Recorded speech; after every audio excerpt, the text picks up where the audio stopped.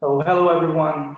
Welcome to our webinar on gender diversity as a driver of organizational culture and performance and how network science can contribute to it. I'm excited to welcome our special guest presenters, Chris Sampson, Director of Corporate Communications at BTG, and Orsolya Vásárhelyi, researcher at Central European University, Department of Network and Data Science. Leandro Herrero, the mastermind behind Viral Change, will also join our discussion today. Chris will talk about why the gender D&I topic is important for BTG and what was the aim of the study that they did from their perspective. And Orsolya will talk about the importance of gender D&I for organizations and share with us the highlights of the study. Chris will jump in again after Orsolya to share with us what it was like to see the initial results, what were the implications for BTG. And we will also leave time at the end of the presentations to answer questions and also talk about how behaviors around unconscious gender bias can be changed, which is obviously a difficult challenge. At this point, Leandro will join us to bring in his expertise on large-scale behavior change. I'm András, Vicsek, CEO and co-founder of Maven 7, one of the global leaders in organizational network analytics software solutions. Our vision is to create successful change and collaboration for people, teams, and organizations with our solution OrgMapper. We provide analytic solutions that help companies to accelerate their change initiatives and also to break down silos.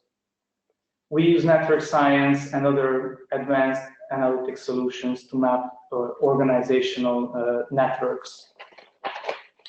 We organize our webinars to have exciting discussions with our partners and our friends around the topics of networks, leadership, culture, organizational development, and people analytics that we can share with people who are interested to learn about new approaches and cutting-edge tools in this space. Well, gender D&I is definitely a topic that we have been exploring for a long time. So it was really inspiring for us to be able to work together with Chris and BTG based on the data we collected through the organizational network mapping project we delivered earlier. And now I would like to share more like a personal note as a starter. I come from a family where my father, who is actually sort of like a rock star in statistical physics, has always been praised by my mother. Although my mother is a mathematician and teaches at the university and is a really smart woman, one of her main goals in life, beside being the best mom in the world, obviously, was to serve the rock star physicist man in the family. Well, to tell you the truth, this type of socialization didn't really help me to understand gender equality related issues for a long time. Maybe that is also the reason why my sister went on to study gender studies at Central European University. Who knows? Anyway, the data from the research helped me to open my eyes on the complexity of the topic. And one thing before we go into the presentation I wanted to bring in is that privilege is invisible to those who have it, just to get our thinking started. And as we go into the presentations, I won't really go into the details of all of these points. The main message before I pass on the word to Chris is that although we see a lot of inequality going on still globally, there is a huge opportunity ahead of us that you see on the right side that we can leverage. Hopefully, we can work on using all this potential here. And using data to understand the facts about these topics really helps to get things moving in this area.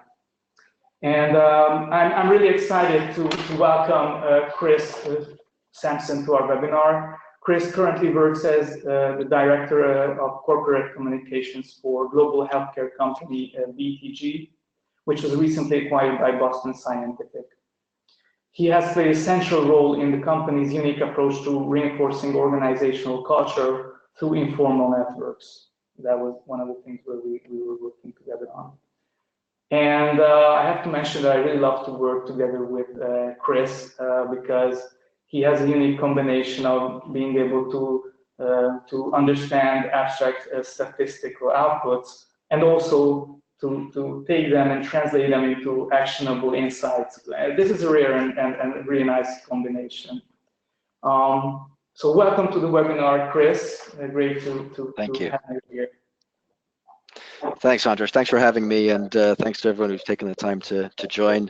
I probably don't understand those statistical abstracts as well as you think I do, but I appreciate the compliment nonetheless. Yeah, as you say, so I've been the head of corporate comms at a company called BTG, and if people are maybe unfamiliar with that, just to give you some context, we're about a mid-sized FTSE 250 healthcare company focused on medical devices, headquartered here in London.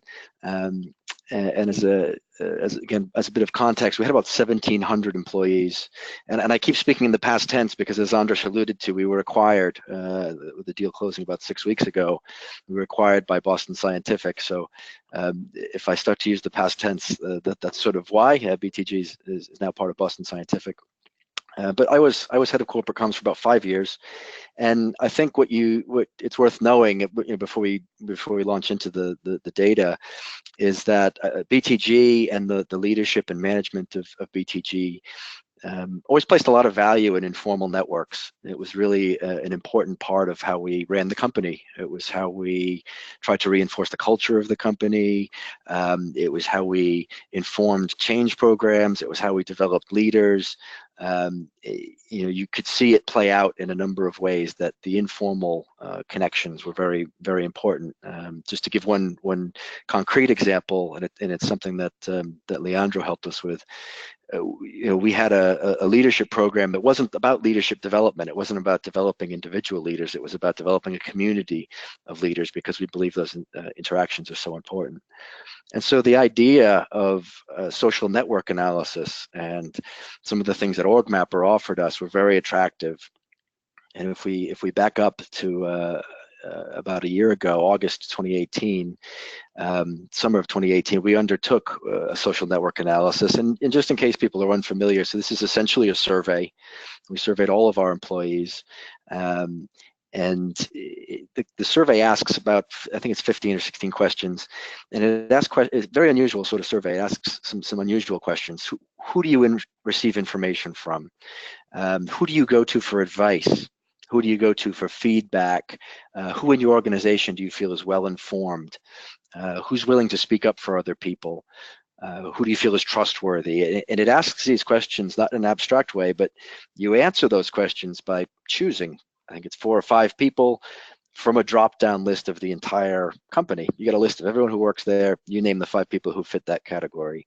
And then, that information, which is kept anonymous, and we put all the appropriate protections around that, that's delivered to OrgMapper, and they do the behind-the-scenes magic, statistical magic, to turn that into a network map. And for us, that was very useful, I think, in 2 ways. One, it was somewhat of a communication diagnostic. It helped to show how information flows through the company and where there might be gaps or blockages. And also, it helped us to understand where influence was in the company. Who are the most influential people? Understanding that it's not necessarily at the top of the organization, and that when you're trying to communicate or to instill change or change culture, it's not always just a top-down thing, but a change happens virally. There's a viral change. So I have to be careful using that phrase. I think Leandro may have copyrighted it, but this was very important to us. And so knowing who those influencers were was another major output of that piece of work a year ago.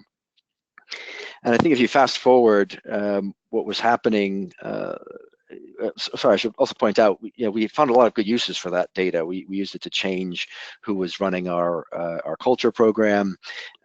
We used it to inform some of our change programs, and it became very useful in our current situation where we're being acquired to know where the influence in the company was, and to help our acquirer to use that information. But meanwhile, there was a lot happening in the company around diversity. It had become a hot topic. We had set up an employee group called the Committee on Diversity and Equality, who were looking at these issues and how we could implement things to help with those issues. We had started to report the gender pay gap data, which was required here in the UK. So it was becoming quite a hot topic internally. And it sort of occurred to us, it happened really through discussion with András. I think I had been at an event where someone was talking about how men and women are different in where they get advice about job changes, and how men, being more competitive, maybe look to different levels of the organization for advice than women who have a broader network. And I thought, well, we've got all this great data. Is there an opportunity there to look at that question of how men and women use their networks differently? And OrgMapper had been thinking along the same lines. And so we brought in Orsolya, who you'll meet in a moment, to help us use the data we already had. We didn't do a new survey. We appended to that data a gender column, basically, and I think we may have added some other things. And I should add it. We chose gender somewhat because we had the data. It was a very simple way to do it. You could easily have done this with other elements of diversity. Diversity is obviously much broader than gender, even though we're talking about gender today. But we adjusted that data, and then Orsolya did a lot of again, magical things that she's going to tell you about, because as I said at the start, I probably don't understand the statistics quite as intimately as András may have suggested. But I'll hand over to Orsolya, and we'll come back at the end to tell you kind of what we made of some of these results, but I'll let her talk through them. Hi, I'm Orsolya Vásárhelyi, and I was involved into this project as a data scientist who is working on diversity and inclusion. And actually, I think it's a very interesting question to start with. What is diversity and what is inclusion? So usually there's a lot going on about diversity, right? You can see diversity reports of companies. You see how many, I don't know, female, what's the ratio of women, especially in tech companies. But it's not equal to inclusion. So if you think about what is diversity in a very pure sense, it's numbers, right? So it's just like how many % of certain type of people we have. And this is not the goal when we are talking about diversity. Actually, the goal is to have these people being included, feel that they belong to a certain community. And the very exciting thing about networks is that actually we can somehow measure inclusion, because we have methods to understand how people create their networks, how they informally communicate with each other. The really hard part of inclusion is that in the case of diversity, you can just simply calculate stuff, sum up things. Inclusion is way more hard to understand. And a little bit going back to the study of the BTG case, the core idea was to understand that they wanted to find influencers. And I will show a couple of results of this project, only highlights. We have even more, so in the questions you can ask more later on. But I think the most exciting part was this chart. When we have the number of influencers by gender, and when we looked at the results, we're just like, oh, actually the company has 50%, almost 50% male and female employees, but males were actually quite overrepresented among influencers. So there's a couple of questions what comes into a statistician's mind like me, that, okay, there must be a hierarchy, what is really influences that, and yes, men are, in most companies, are overrepresented among leadership, but also the method, we are using informal networks to understand who are the informal influencers. So can we get a little bit deeper into it and understand how the underlying networks actually creates this bias, what we can see here? So the first question, what we wanted to see is derived to the fact that, like, how men and women actually cooperate with each other. Here you can see the total nominations by gender, like how many % of men's choices in the survey goes to men and women. And for me, it was very interesting to see that even though we have 50% men and women in the company, men were much more likely to choose men. And this is called homophily. what is homophily? Homophily in a network is basically means that people who are similar to each other, they tend to create networks and ties with each other. It's very common in every social network. And usually it happens when it's even more common when you have a majority-minority settings. So for example, if there is an underrepresented group, they are more likely to choose each other. That's why it was very interesting to see that actually men are not underrepresented. And they were, even though having these homophilic connections. So in this study, we have networks, and we wanted to understand how we can measure inclusion with networks, how homophily and choices actually derives it. So let's see a couple of networks first to see what we are actually talking about, because we talked about surveys but how they look like. So we have 3 networks here. And the question is that what we think, which one is the most inclusive one, right? What is inclusion, right? This is the first question we have to think about. It very depends on the scenario. So if you look at the first network, this is a directed network, which means that there are arrows pointing from different points to the other one. Each point represents a person based on the survey, and the number of incoming arrows is parallel to the size of the nodes, like the people. And you can see there's a person who got a lot of choices. It's a big orange node. And like oranges and greens are all over the place. On the second one, we see on the B a little bit different structure. Greens are a little bit close to each other, so men are more likely to choose each other. And then on the third one, we also see some other formations. So it's really hard to decide which one is better than the other one if we don't know the context. I would say the first one is quite hierarchical. The second one would be a little bit more, I don't know, homophile. And the third one is also a little bit more homophile compared to the first one. And the truth is, these are not different themes. This is the same theme for a different context. And to decide who is more inclusive, we really need to understand what's the goal. Right? If the first question is like formal communication, this is totally a normal structure, what you would expect, that there's a leader of a team, and then a lot of information goes through that person. And if we are talking about informal communication, which is the second one, we can see that people who are similar to each other are more likely to choose each other, which is also expected. And also the third one, which is about discussing personal advice, it's also more homophile. And it's really hard to say which one is more inclusive. So how we can actually use it? So what we wanted to understand, we talked about this bias in the beginning, that women are clearly underrepresented among influencers. And the let's say, research question we had in mind was, women are disadvantaged because of their position, like they are underrepresented in leadership, or they are a kind of unconscious bias in the way we choose each other, in the way we form our networks. In order to understand this, we need to first understand a term called gendered behavior. And so usually discrimination is a binary thing. I am discriminated because I'm a woman. But actually, most of the scholars in gender studies are talking about that gender behavior, like how female-like or male-like the behavior we follow, it's much more likely to become it's much more the fact that we got discriminated. So the question is that actually I am not discriminated as a woman because I'm a woman. The way I am forming my networks, all the underlying behaviors I have is much more likely to make me more discriminated. What does it mean in our case?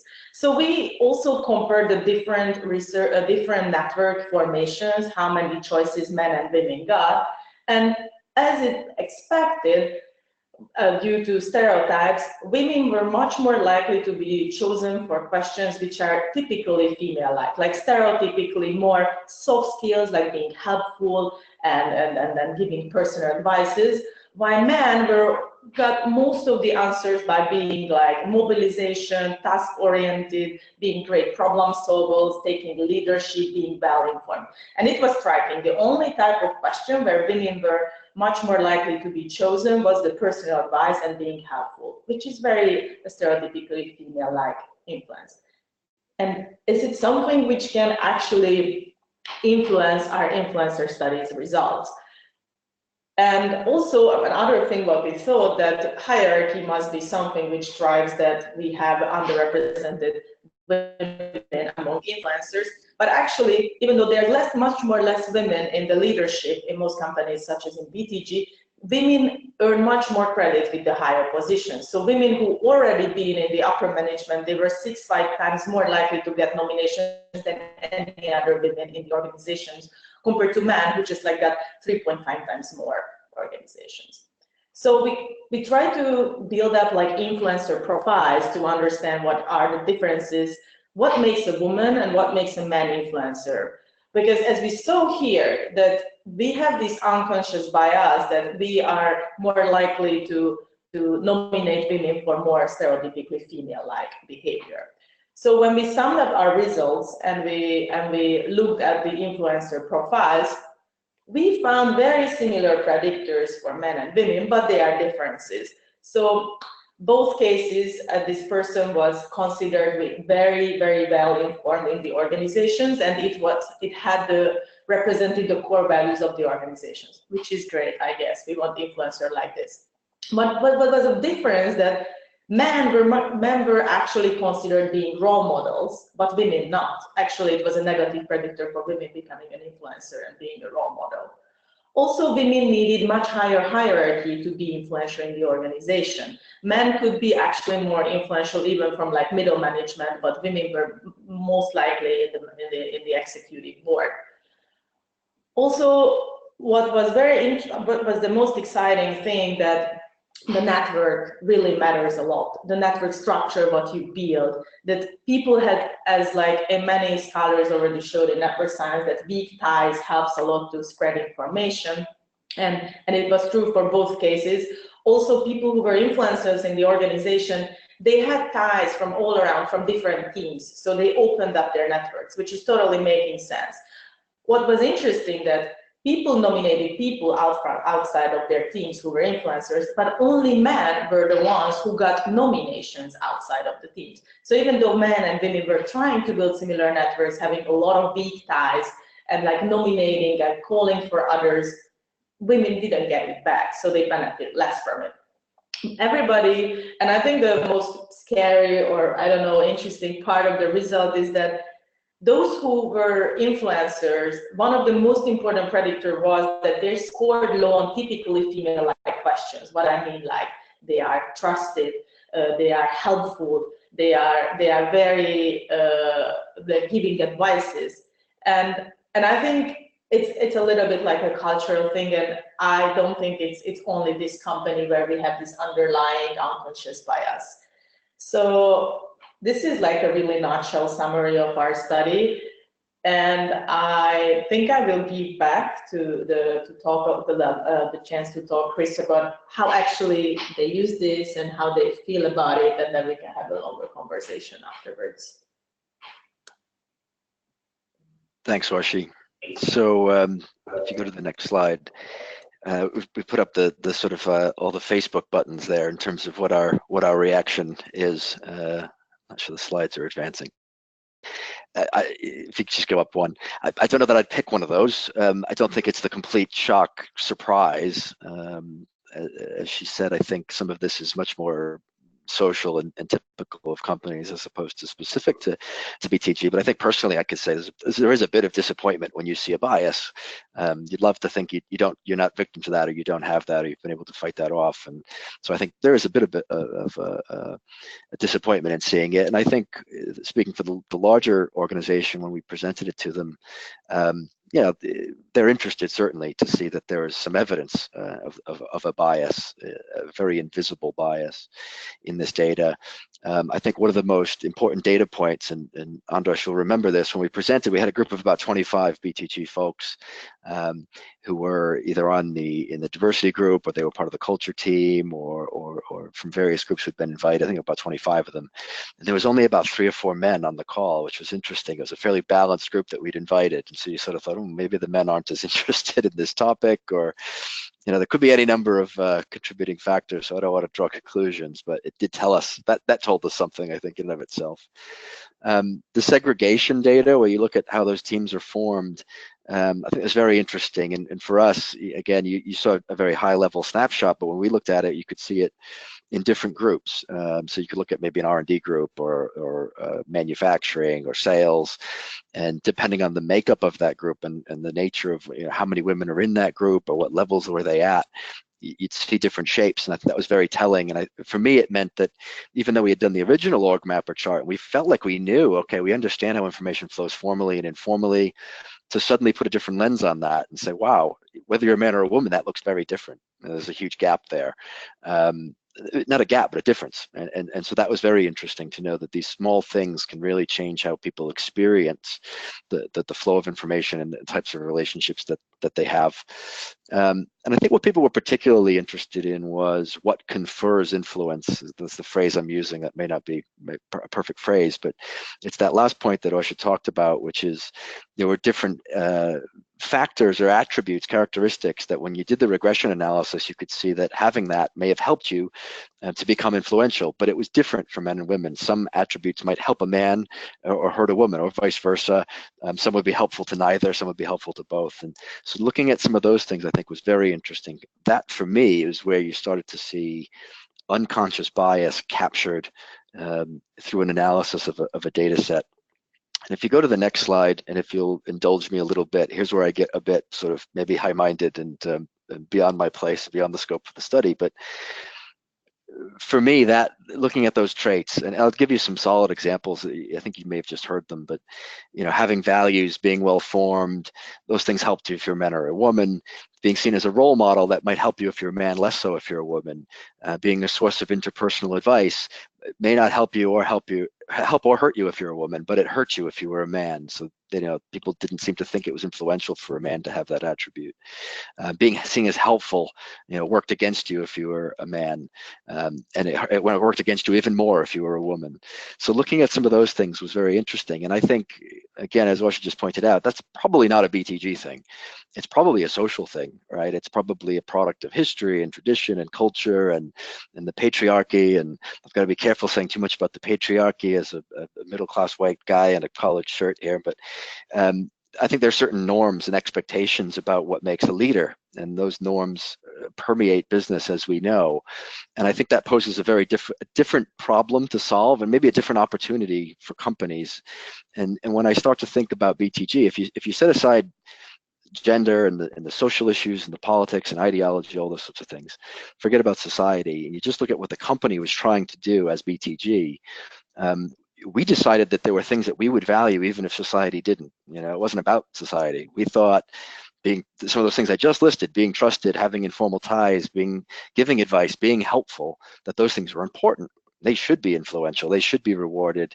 Those should be the people who become the leaders of the company. We want a more human company, right? We want more informal relationships. We think cross-functional relationships are advantageous. We think having role models is advantageous. We think trust is important.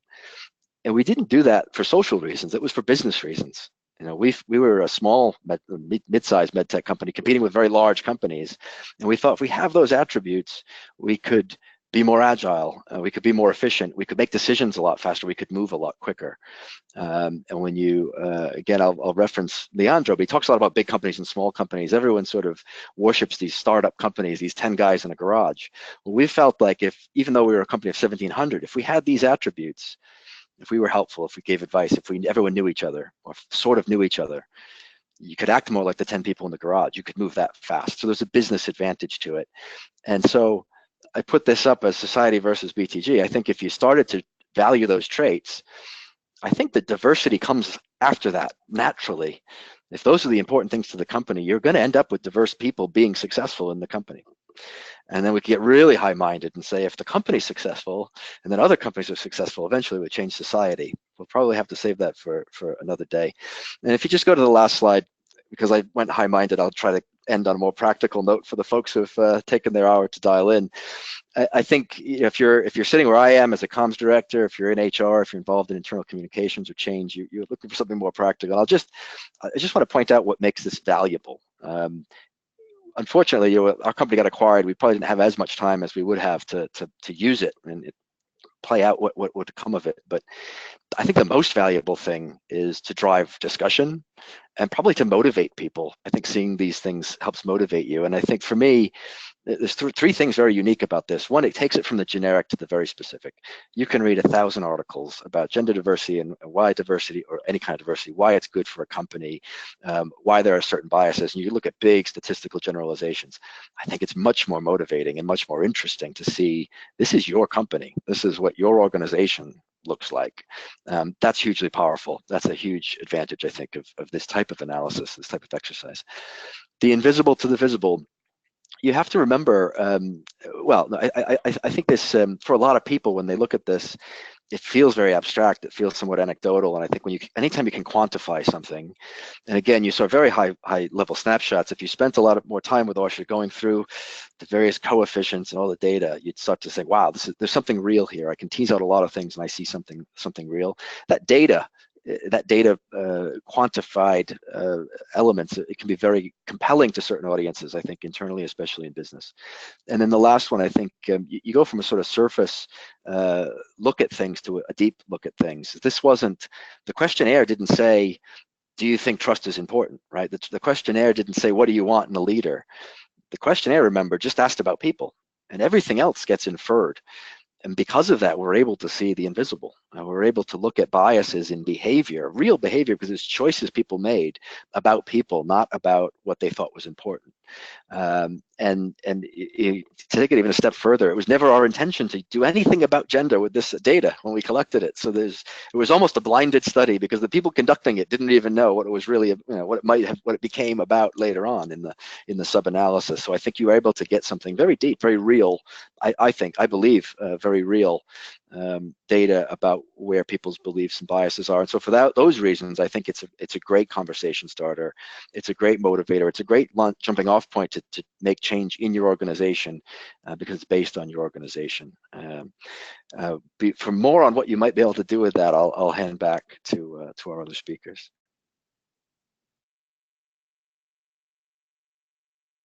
Yeah, thank you, Chris. It's always I love to hear about how the data that we create and the analytics that we do, how it goes on and starts to live its own life in the organization.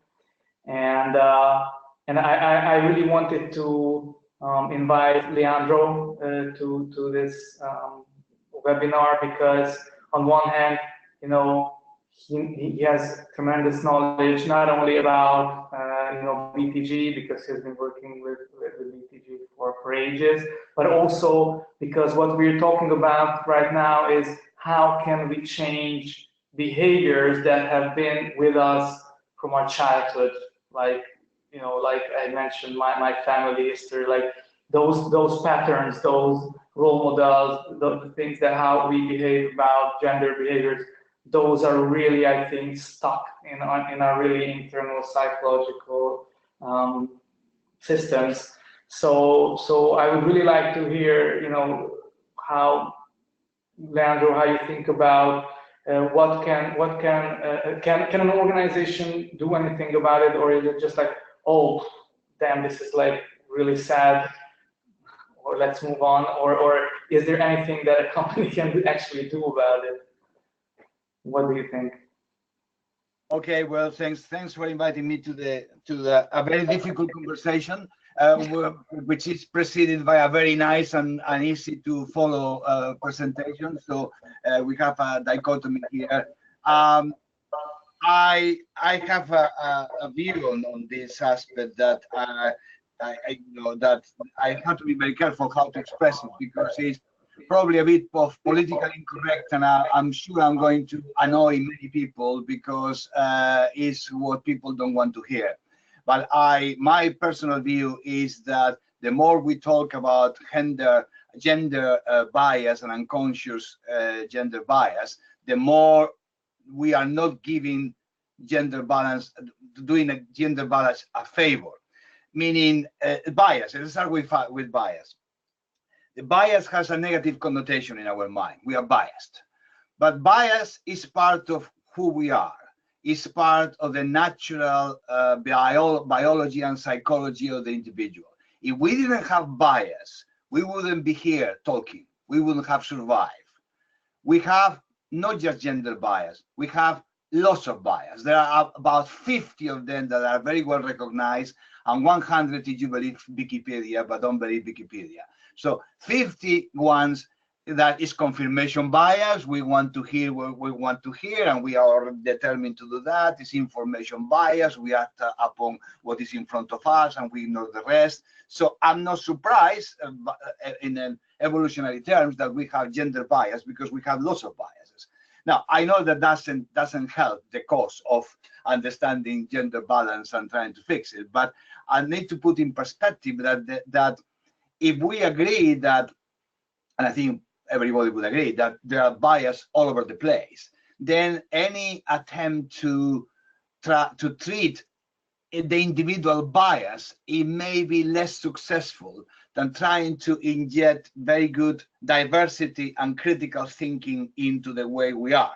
Translation: you want gender diversity, inject diversity and forget the gender. I know this is provocative. The more an organization has diversity of ideas, diversity of people, diversity of options, diversity of strategies, everybody counts, you know, any color, any race, any whatever, the more diversity is part of the oxygen of the organization, the more we will do for gender equality and try to fight the obvious reality of the gender bias. That is my view, that what organizations need is diversity, and that includes gender diversity. But I haven't seen an organization that ever has impressed me that has a program specific on gender diversity, but then the organization is not diverse at all in itself. There are no diversity of opinions. People can't speak up. You don't ask for 3 options instead of 1. So anything that brings the diversity doesn't exist, but we have a program called Diversity and Inclusion that is going to make sure that we have gender diversity. I think this is a flawed, and I think this is something that is something that goes nowhere. It is a fraud. It's just kidding ourselves, and I think that is a bit of a toxicity that we have in the system. Obviously, one has to be very careful how to explain all that, because it looks like, you know, I'm probably, for many people listening to me now, I'm probably a retrograde and reactionary and conservative and hard, and probably I love Donald Trump, and it's far from it. I'm exactly the opposite. But I have a problem with the obsessive focus on one aspect of our diversity in the system, and because with the best of intentions, I repeat, we are not doing any doing any favors, because we forget that what we need is to, as I say, to me, is inject diversity. So how to treat behavioral terms gender diversity, to me, is to inject diversity in the water supply of the company. Now, because you can't do that, because there are no pills that have been invented yet, then it's diversity of opinions, diversity of people being involved. I think that's the answer as far as I'm concerned. How do you do that? Like, how do you inject diversity in general into an organization? Because you make it sound easy or simple. No, but you know, but you're very simple. You are in. I'm going to give you a very simple answer in a very precise segment of business. So it's just business, nothing to do with anything else. Business strategies, for example. I wouldn't accept any strategy on my table that doesn't have 3 different options, no one, and one of them comes from somebody who is an alien, somebody who we don't even know who the person are. Okay, I'm injecting diversity. So it's a very specific thing, and helps the business to say, I'm not going to go tunnel vision in one direction, I'm going to see different options, and I am asking for some ideas of people who are completely out of the system, maybe a different department, a different, you know. So that's an example of how you inject diversity. You always have some people in the room, for example, and you make a point, which we never do, that asking every single person in the room to speak.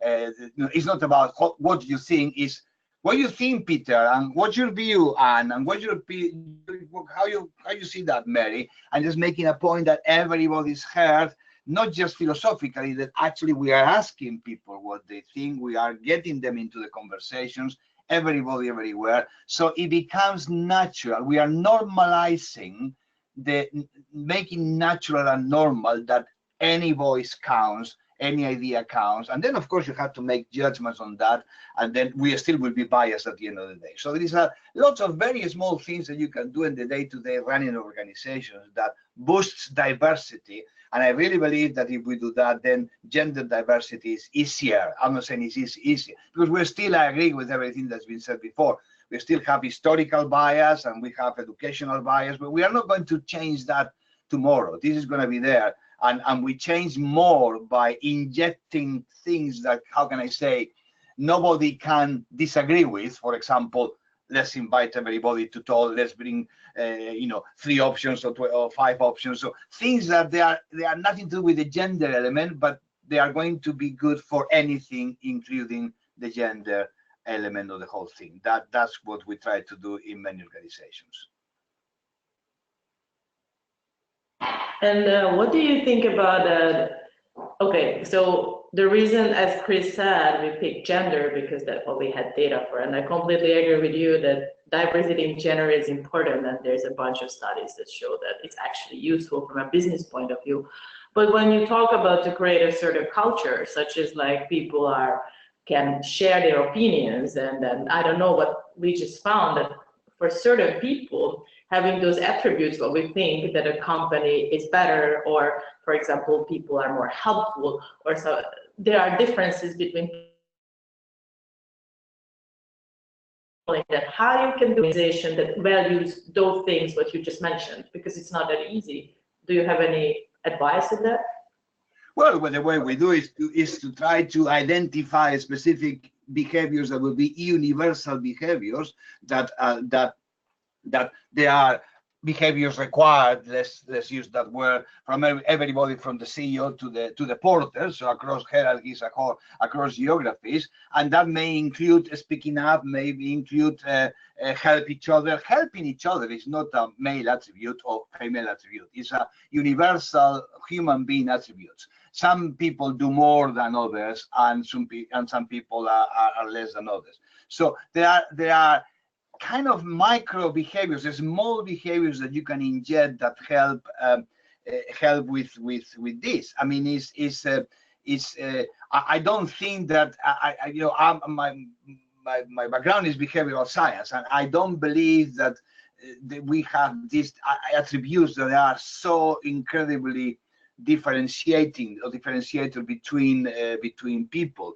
I think that is a road that takes us to this thing is better than other. And remember that when we do, there's some similarity with some of the leadership studies, which say, well, to be a good leader, you have to have honesty and integrity and clarity and transparency and things like that. But which nobody can disagree with that. What we never, people don't say is how many people have integrity and transparency and honesty, and they are not leaders. So this, we always see what we want to see, and we forget that some attributes are universal, and what we need is to boost them across the board. So in a behavioral change program, we could find behaviors that are universal, and they can deal with speaking up, with openness, with inclusive of ideas, all these things that we are talking about, which by definition are forcing our bias to be a little bit less powerful. We will never get rid of them completely. We will always do confirmation bias. We will always hear what we want to see. I think bias is physiology, is not abnormality.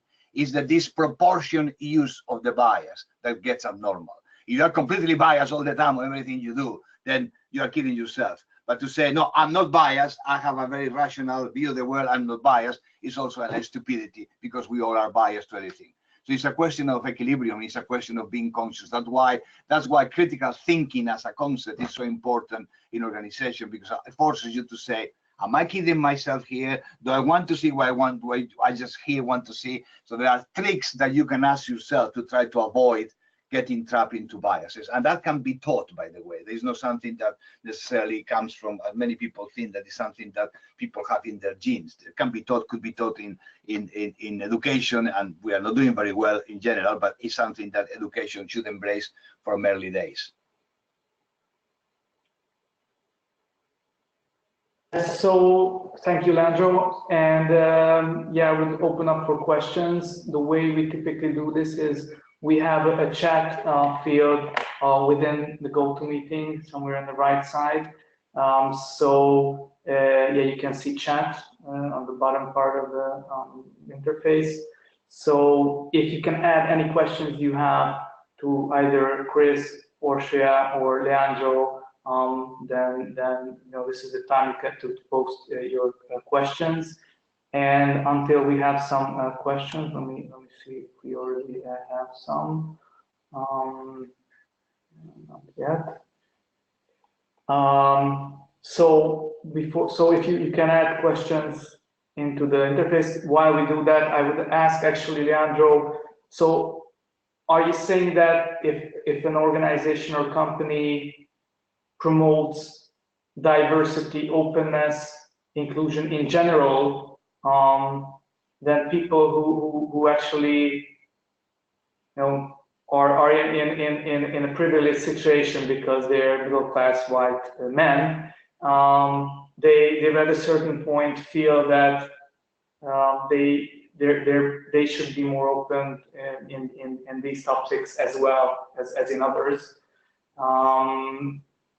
Or because it's hard to see, as I said, you know, for instance, you know, Chris mentioned that when we were presenting the results, the percentage of males who showed up were really low. Now, if you look at the attendees, you know, 70% of the people who are here showing up, 70% are females again. You know, and I saw this interesting quote, like, what do men have to do with gender equality? It's not our issue, is it? So how can we change? You know, I think it's a really strong thing, and I'm just not sure if we in general promote openness, it will be enough to open eyes. Well, my view is yes.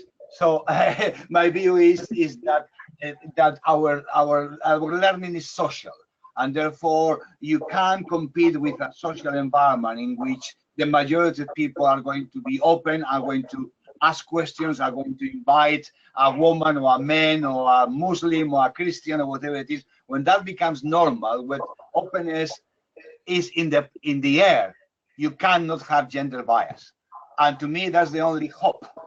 I know that people don't want to hear that because if there are programs and interventions that go specifically with that, I just don't believe them. But that's my very personal view, and I'm very open about that. So, so that's my personal view. I think that the only hope we have as a society is that we get so much equality across the board of ideas, of respect, of openness, whatever you want to call it. That then many of these things will be easier to sort. Otherwise, we are in a kind of permanent battle between ones and the others, the genders and the non-genders, the victims and the agents, and society is in a constant polarization. Polarization is getting worse by the minute, politically, social, everything else. And the last one is to get even more polarization in this topic, when I think that it can be solved by injecting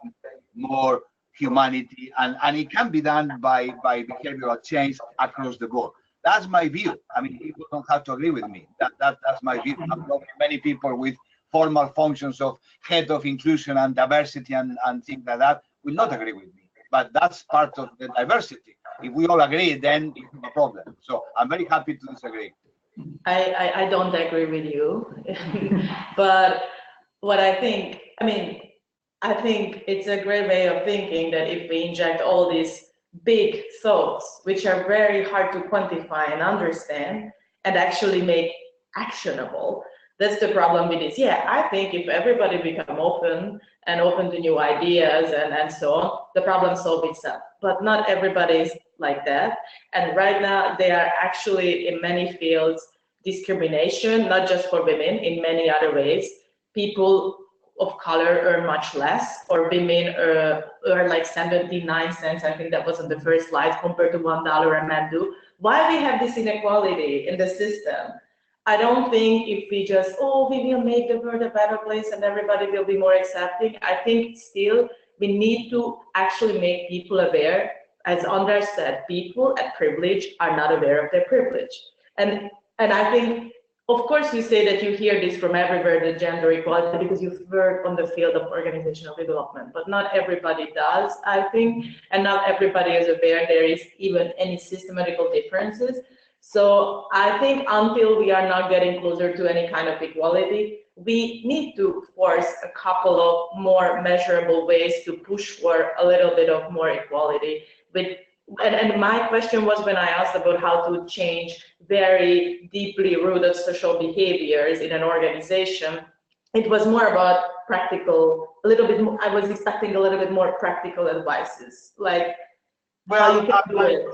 Yeah, okay, well, but you didn't get it because probably they don't exist. And actually, you are making a bit of a mock of myself when I didn't say that was fluffy and nice and be nice. I'm not a nice person, so therefore I can't recommend being very nice. I didn't mean that. I mean serious programs that change lives in organizations that can be done by behavioral change. We are doing that for 20 years, and we will continue to do. And my personal view is that you gain more, but creating an environment in which the foundations, the behavioral foundations of quality, of opinions, of respect. I mean, if you think that this is fluffy and generic, well, I don't think. If you master that, what I'm saying is that you gain more. Eventually, you are doing far more for the rest of the very specific courses. For me, this is where I start. I respect other people starting from the other end of the system, and it's very reasonable to say, okay, in the meantime, I have to do something, for example, like, I don't know, having a kind of, intervention that has to do with numbers of people, number of women in the board, etc. Versus, I don't buy that. I don't buy that personally. But I understand that I'm not, it is my very personal view. I'm supposed this is why I'm here, to express my personal view. I think we're on the same page. As I said in the beginning, that diversity and inclusion is not the same, and you want to create an inclusive environment, right? And actually, my question was more like, if you could say a couple of examples about how to create a more inclusive place, but I think it's another webinar, it's like a huge talk. So I think we are on the same side, but because I think there's this theory of like, I know you don't like the word gender and this kind of stuff, but there's the gendered organization. Like every kind of work we do now, we go from 9 to 5 to work, was created in the end of the 19th century by men because there were no women working, or white men, actually, middle-class white men. And what I say that you were saying, we need a more inclusive place where people can actually open up different questions. And I think we are on the same part. If we think about that, the system we are in at the moment is not favoring everybody. So I think we are definitely on the same side. You're just trying to avoid to say that we boost some people. I don't want to put just a bunch of women into the board. It's not going to solve the problem, because if they are not feeling welcome and they will be excluded, that's what the networks measures, right? So if you just put in a lot of women and then you don't give them actually power, they're not going to be accepted, or they're not going to be favored as role models, for example, then it's useless. So you need to create the environment, but on the other hand, I think you need to do other steps and at least like enforcing these mechanisms, because things are really rooted in us. That's my opinion. Yeah. Okay. I think this is a huge topic, and I think we could go on for hours. May I say something very quickly? I promise this very quickly, because talking about bias, you have already used another bias here, which we do all the time, which is to say, I think we are saying the same. Well, we are not saying the same, absolutely not. So, so that's another bias that we are using all the time. So we use that as a say, come on, let's come down and be nice to each other. But we are not saying the same. That's another example of how we can progress if we agree that we have diversity. Okay. Well. Yeah. So again, I think we could go on for a long time. Maybe if it was a bit later, we could pop out some wine and continue.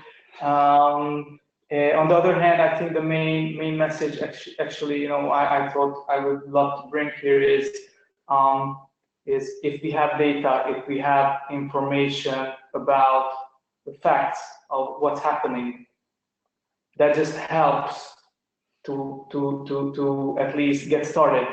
It helps you to not have just a feeling about something. It helps you to see like okay, this bone is really broken. It's not just, it doesn't just really hurt. If I don't do something about it, it's gonna get even worse. Yeah. Sorry, I know we're way over time here, but I think what you've just said is very important, and it's actually it's deeper than just saying the bone is broken, right? I think this isn't a study that says there's differences between people or we need more women. I think it's a bit deep. It's a lot deeper than that. I think when you look at some of those drivers of influence, those coefficients, then you've got actionable data. You can kind of point you to the places where in your organization, and I substitute leader for influencer. The people who become leaders become it for a certain set of reasons, and there is a very close link, I think, here between what we've found and what, Leandro, what you're describing. If you're always having the same type of leader for the same type of reasons, then the other reasons, the other behaviors, the other traits are going to be lost. And that's as you say, it's a very different type of diversity. It's not about gender. It's about the diversity of thought. And that, I don't know, does that speak for or against quotas? If someone's asking about quotas or having more women or having more diverse people, I don't forget that. It's just about if you can see the bias, not so much as a male-female thing or race thing, but as these traits are underrepresented in our leaders. These traits are underrepresented in how we unconsciously choose the people who are influential in our organization. Then you can get to a truer form of diversity, which I think is what Leandro, you want, and what I think is going to lead to maybe the more commonly understood forms of diversity in terms of the people who are in the organization. Yeah, actually, I agree with that. And also what I would add is like bias, as Leandro, you mentioned, is something that typically helps people to get around when there's too much information and just like stereotypes or other forms of psychological constructs, it helps you to simplify things when things get really complex around you, and the world is complex. So you need these types of solutions. On the other hand, if that bias doesn't really help you in an organization or in a team, and there is some information that helps me, for instance, talking about myself, I actually from this data realized that okay, in some cases I have to be just more focused on understanding whether my decision to involve certain people in certain projects has some kind of bias, which might then be less efficient than if I am more open to involve people who I wouldn't think about involving in the first case. So sorry, we went really over time. Just a closing thing. So I really hope the next time we do a similar webinar on this topic, we have a 50-50% ratio of female and male participants. We probably need to just promote just the openness and help just get discussions around these topics going, and hopefully it will happen. And thank you all for joining us. Thank you, Chris, for being open to share your story with us and how you felt about it. And thank you, Orsolya, for bringing us the insights and also your passion. And also, Leandro, thank you for bringing in a really another perspective, which is I think very useful, because I think I also agree that going into very standard approaches in this case won't work. We really need to get into debates. So thank you all. Thank you. Thanks for having us. Very much. And have a great day, everyone.